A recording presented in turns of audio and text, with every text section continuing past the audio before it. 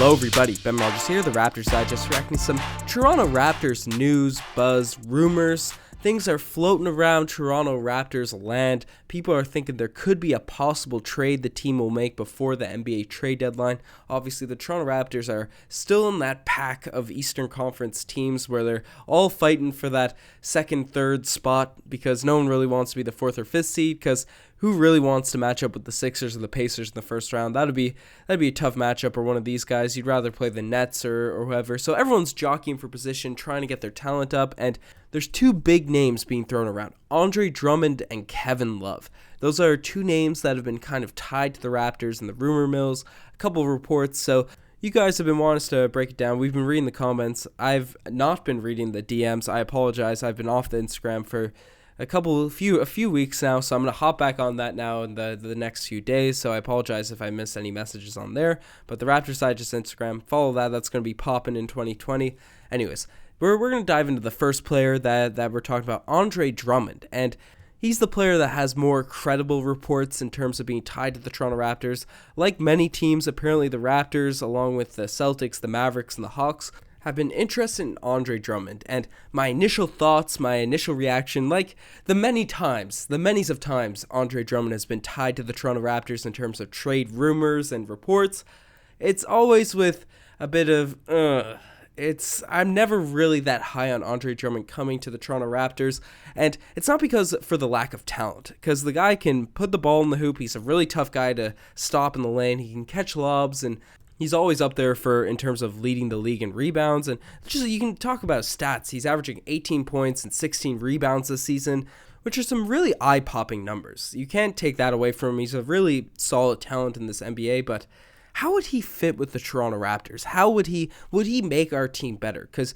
you'd have to compare him to a guy like Marc Gasol or Serge Ibaka, the minutes that he'd be taking away from, and I think in a vacuum, you'd take Andre Drummond over both of those players, but in terms of this Toronto Raptors team, let's look at Marc Gasol first, because box score-wise, it's a no-brainer. You take Andre Drummond, but the things that Gasol does for this team, and maybe you want to make the argument for age or something like that. Andre Drummond is probably like 8 years younger than Marc Gasol, so there's a point to be made there, but he's also going to get paid a lot more in the coming years, so that's something to take into account. But if we're looking just in terms of skill and what they bring to the table for the Toronto Raptors team, Marc Gasol is a stretch five. That's so valuable in today's game. He's a stretch five that is a phenomenal defender.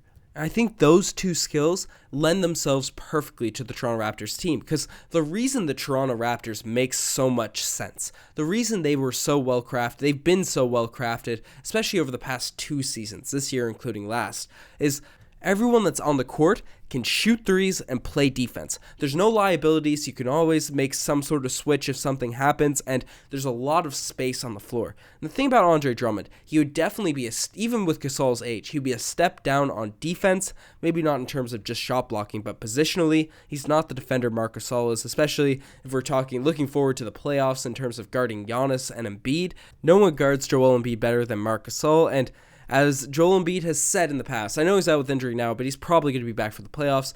Joel Embiid has said that he owns real estate in Andre Drummond's head, so that specific matchup would be tough.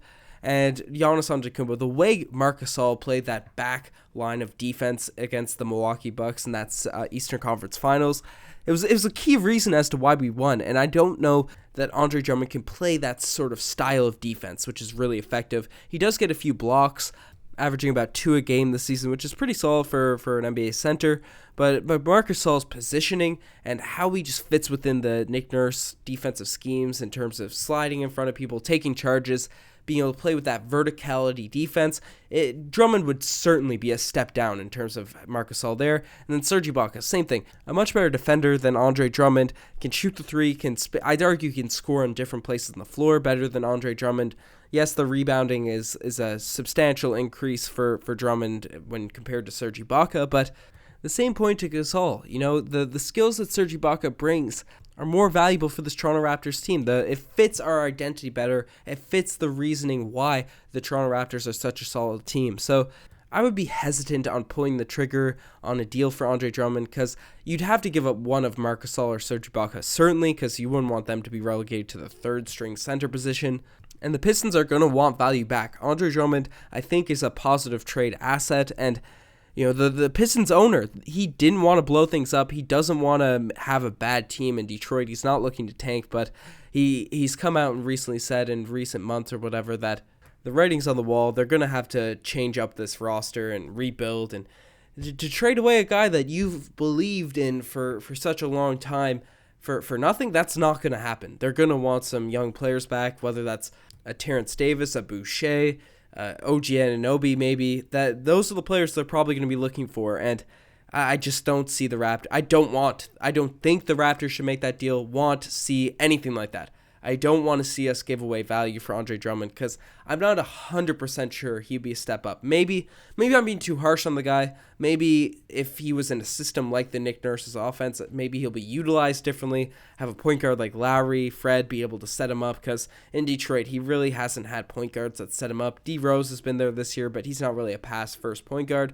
Reggie Jackson's been a complete disaster, especially when you include all the injuries paired with it. So maybe that's a hot take. Maybe I'll get roasted in the comment section below. But let me know your thoughts on Andre Drummond. If you would like to see the Raptors make a move for Drummond and give up value for a guy that is a strong, talented center in this league. But I don't know if it would translate to wins for the Toronto Raptors. And we're going to have to pay him too if we end up giving up value for him. And I'm not trying to spend our money on Andre Drummond. That's not my ideal scenario for the Toronto Raptors cap space going forward. So not very high on the Andre Drummond things, but another player that's been in the rumor mill, Kevin Love. NBA fans have seen Kevin Love grow frustration in Cleveland. He signed a long-term deal there, expecting them to maintain their competitive status. Obviously, with LeBron James leaving, he knew it wasn't going to be probably at a championship level, but he was hoping to compete for playoff positions, to be a lead guy on that team. And the Cavs, even though they didn't have much talent in the first place, they certainly went the other direction, handing their team over to a young backcourt that really struggles in getting Kevin Love the ball, especially when he's in the post completely open. And he made it known that was the case by taking a 3 seconds where he was in the key for about 10 seconds until the ref finally called it and made no attempt to go out. And I believe last week or a few days ago, threw a wildly hard, frustrated pass to, I think, Colin Sexton at the end of a possession because the plays were not ranked correctly. The Cleveland Cavaliers have clearly went in a younger direction. They just gave away Jordan Clarkson. They have left J.R. Smith, who, to be fair, hasn't been great in the last time we've seen him play in an NBA jersey, but certainly is a championship veteran in this league that could be providing value to the Cavs. I don't even know where he has been. I think he's still getting paid big money by the Cavs just to stay home, and they're looking to tank. They're looking to the future. That's where the Cavs are at, and the speculation is Kevin Love does not want to be in this situation. He openly said when signing the contract, I remember he said, "I'm not trying to be on a rebuilding team. We're looking to compete," and that hasn't been the case. The frustration's there. It's looking like that the Cleveland Cavaliers are looking to move Kevin Love. They just gave up Clarkson, so they're looking for young assets to trade away their main piece. And I believe they had a deal lined up with Portland, or they were talking to Portland, and Portland was looking for a first-round pick to take Kevin Love, while the Cavs were obviously looking for a first-round pick to give him away. So his value is pretty undetermined on the market, but it's looking like if the Cavs are going to move him, they're going to want some pieces back. And this is where the Toronto Raptors come in. I've seen all sorts of trade speculations about Love, and obviously the report that came out. And in terms of play style, I get it. Kevin Love is a guy that can shoot threes. One of the skills that's necessary to be on the Toronto Raptors, where we have all 3-and-D players. And his defense, I think, gets a lot of flack, even though it's not very good, but it's fine enough. Kevin Love on the Toronto Raptors, I think, would lead to an interesting team. I think the things you could do with it, Nick Nurse could implement, would be pretty wild. Maybe running Kevin Love at center for points, where you go smaller ball and see how the offense goes with that. Or potentially, because we do have Marc Gasol and Serge Ibaka still on the roster, and Kevin Love isn't a true center, not even in today's modern NBA.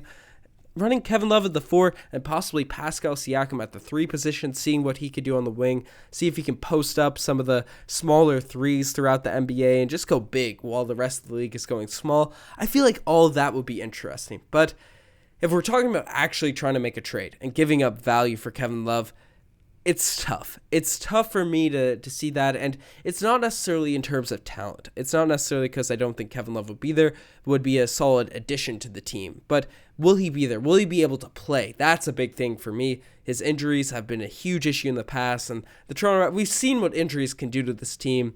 And right now, I'm not sure it's the best move to bring in a guy that's had an injury history and is 31 years old. He's an older guy in the league now. He's not getting any healthier as time goes along, so I think that would be tough. But the biggest reason I wouldn't trade for Kevin Love personally is his contract. His contract doesn't make sense with the Toronto Raptors and their future plans.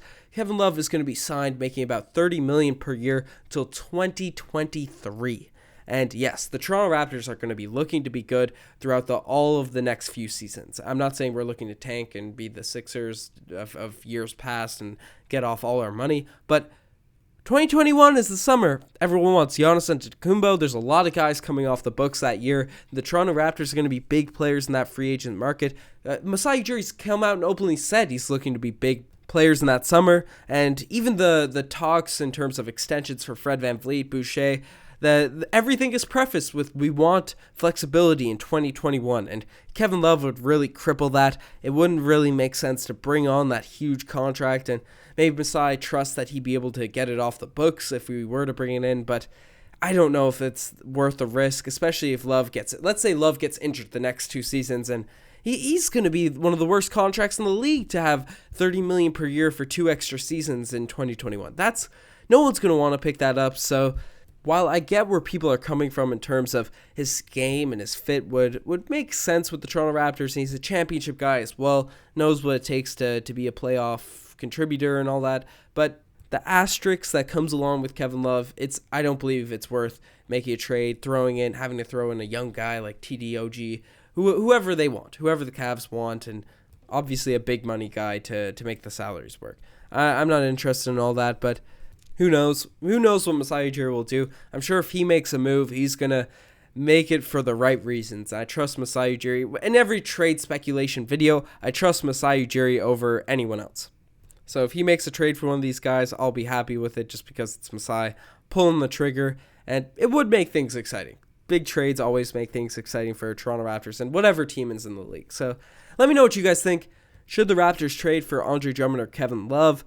There's been a lot of talk around this, so I'm interested to see what the comments have to say about this. As I said earlier in the video, going to try and hop back on the Instagram the next couple days, so apologize for anyone that's missed I've missed the DMs of. And Reiko will be back in the coming podcast. His microphone's been messed up. Couldn't get it to work today. We're talking before we're planning on recording this together, but couldn't get the microphone working, so he's going to go out and get a new one for the next video. So that's exciting. Trade seasons are always an exciting time of year. Anyways, as I said, you're the best to make this far. Check out the Twitter, the Instagram, all that cool stuff. I'm signing out. Cheers.